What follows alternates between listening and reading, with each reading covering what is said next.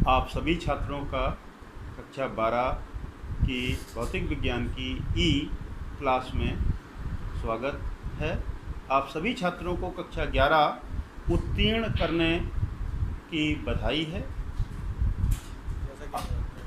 जैसा कि आप जानते हैं, इस समय वैश्विक महामारी चल रही है, अतः सभी छात्रों से अनुरोध है कि आप सभी छात्र घर में रहें, लॉकडाउन का पूर्णतः पालन करें, क्योंकि वैश्विक महामारी छुआछूत की बीमारी है। और जिस तरह आप देख रहे हैं, अमेरिका, फ्रांस, इटली में कितनी बुरी हालत है, अतः लॉकडाउन का पूर्णतः, उससे बचने के लिए लॉकडाउन का पूर्णतः पालन करें। अब हम लोग अपने सब्जेक्ट भौतिक विज्ञान की ओर चलते हैं। इसके थोड़े से बारे में आपको बताते हैं, इसका पेपर किस प्रकार से होगा। भौतिक विज्ञान का एक प्रश्न पत्र होगा। इसमें 70 अंक लिखित परीक्षा के होंगे और 30 अंक प्रयोगात्मक होंगे। 70 में आपको न्यूनतम 23 नंबर लाना अनिवार्य है पास होने के लिए, और प्रयोगात्मक परीक्षा में न्यूनतम 10 अंक लाना अनिवार्य है। भौतिक विज्ञान की प्रश्न पत्र की संरचना कुछ इस प्रकार से है। भौतिक विज्ञान के प्रश्न पत्र को 2 भागों में बांटा गया है।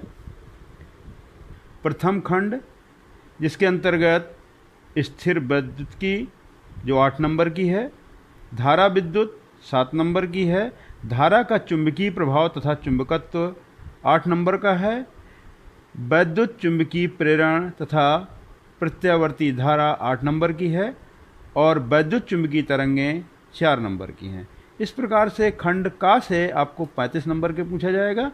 इसी प्रकार से खंड खा में ऑप्टिक्स, प्रकाश की 13 नंबर की है, द्रव्य और द्वैतीय प्रकृति 4 नंबर की है, परमाणु और नाभिक 6 नंबर का है, इलेक्ट्रॉनिक युक्तियाँ 8 नंबर की आएंगी पेपर में, और संचार व्यवस्था 4 नंबर की आएगी। इस प्रकार से ये भी 35 नंबर हो गए। इस प्रकार से खंड का और खंड खा मिला करके आपके कुल 70 नंबर हो गए। मैं आपको भौतिक विज्ञान के पाठ्यक्रम को भेज रहा हूँ, इसको आप लोग नोट कर लेंगे।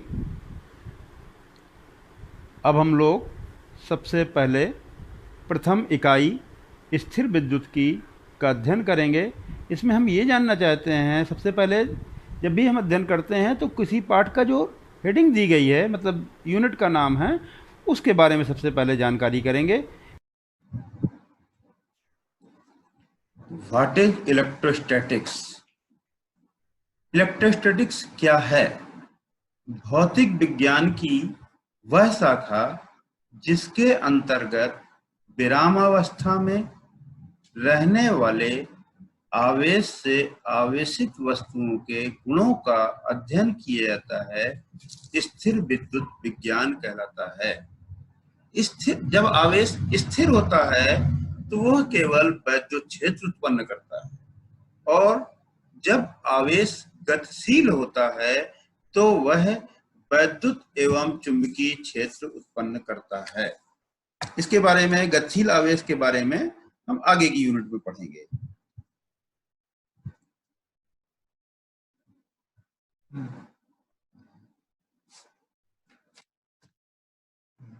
देखिए, आप लोगों ने छोटी क्लासों में पढ़ा है कि जब हम कंघे को बालों में रगड़ते हैं और रगड़ने के बाद कागज के छोटे छोटे टुकड़ों के पास कंघे को या पटरी को ले जाते हैं, तो कंघा कागज के छोटे छोटे टुकड़ों को अपनी ओर आकर्षित कर रहा है, जैसा कि आप चित्र में देख रहे हैं।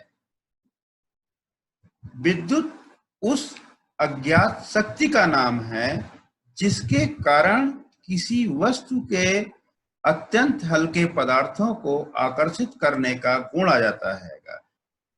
इस शक्ति का नामकरण थॉमस ब्राउन ने इलेक्ट्रिक दिया। अब घर्षण विद्युत के बारे में जानना चाहते हैं।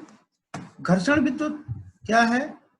जब हम दो वस्तुओं को आपस में रगड़ते हैं तो रगड़ने के कारण वस्तुओं में घर्षण करने की जो क्षमता उत्पन्न हो जाती है, यानी घर्षण के कारण जब वस्तु आवेशित हो जाती है, वैज्ञानिक फ्रैंकलिन ने आवेश को दो भागों में विभाजित किया, पहला धनावेश और दूसरा ऋण आवेश।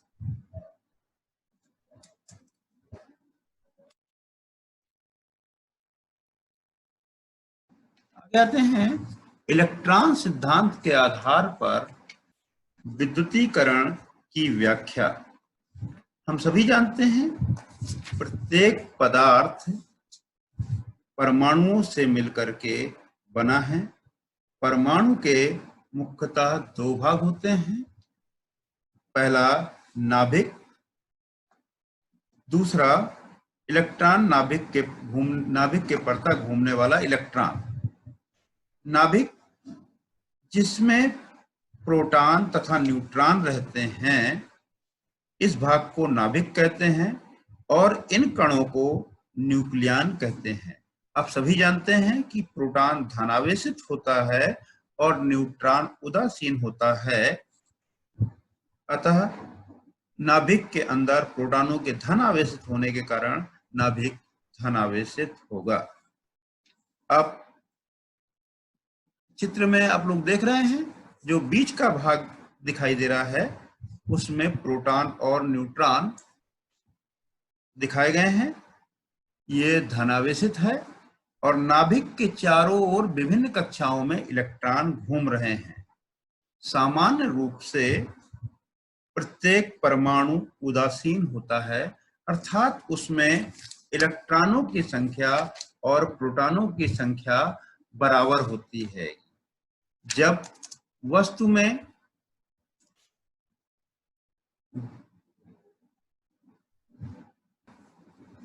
जो इलेक्ट्रॉन नाभिक के समीप वाली कक्षाओं में होते हैं, उन पर नाभिक का अधिक नियंत्रण होता है।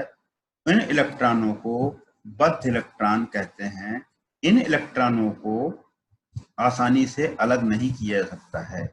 जैसे जैसे इलेक्ट्रॉन की नाभिक से दूरी बढ़ती जाती है, उन पर नाभिक का नियंत्रण कम हो जाता है। इन इलेक्ट्रॉनों को मुक्त इलेक्ट्रॉन कहते हैं। मुक्त इलेक्ट्रॉनों को थोड़ी सी ऊर्जा दे करके परमाणु से अलग किया जा सकता है। जब वस्तुओं को रगड़ते हैं तो इलेक्ट्रॉन एक वस्तु से दूसरी वस्तु में स्थानांतरित हो जाते हैं, जिसके कारण वस्तुओं में आवेशन का गुण उत्पन्न होता है।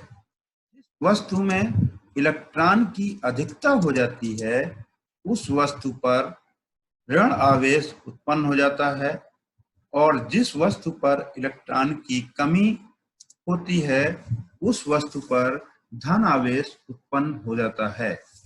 किसी वस्तु के विद्युतीकरण के लिए वास्तव में इलेक्ट्रॉन ही जिम्मेदार है। क्यों?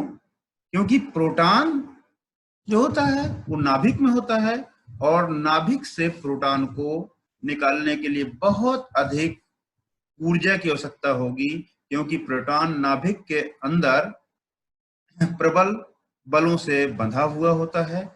केवल बाहरी कक्षा के इलेक्ट्रॉन को ही आसानी से निकाला जा सकता है। अब किसी वस्तु पर जो आवेश होगा वो इलेक्ट्रॉनों की संख्या पर डिपेंड करेगा, कितनी वस्तु में अधिकता है या कमी है। Q बराबर प्लस माइनस NE, Q बराबर प्लस माइनस NE, जहां पर N स्थानांतरित इलेक्ट्रॉनों की संख्या है। ठीक है, आवेश अदिश राशि है, इसका मात्रक कूलाम होता है। सामान्यतः MKS पद्धति SI पद्धति में आवेश का मात्रक कूलाम होता है, जबकि CGS पद्धति में आवेश का मात्रक स्टेकूलाम या ESU होता है। 1 कूलाम बराबर 3 गुणे 10 की घाते 9 ESU। 3 गुणे 10 घाते 9 ESU। आपको मैंने अभी बताया ESU का फुल फॉर्म है electrostatic unit of charge. Electrostatic unit of charge.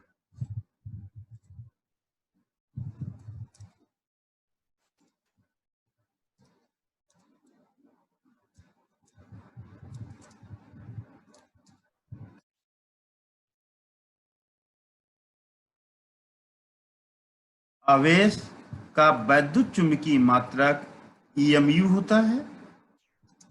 EMU का फुल फॉर्म है electromagnetic unit of charge. 1 EMU आवेश बराबर 3 गुणे 10 की घाते 10 ESU बराबर 10 कूलाम।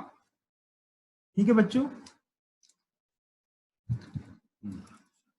ठीक है बेटा, आज की क्लास यहीं पे समाप्त। इसका पुनः आप लोग रिवीजन कर लीजिएगा और थोड़ा सा आगे भी पढ़िएगा। कल से आपको आगे भी बताया जाएगा।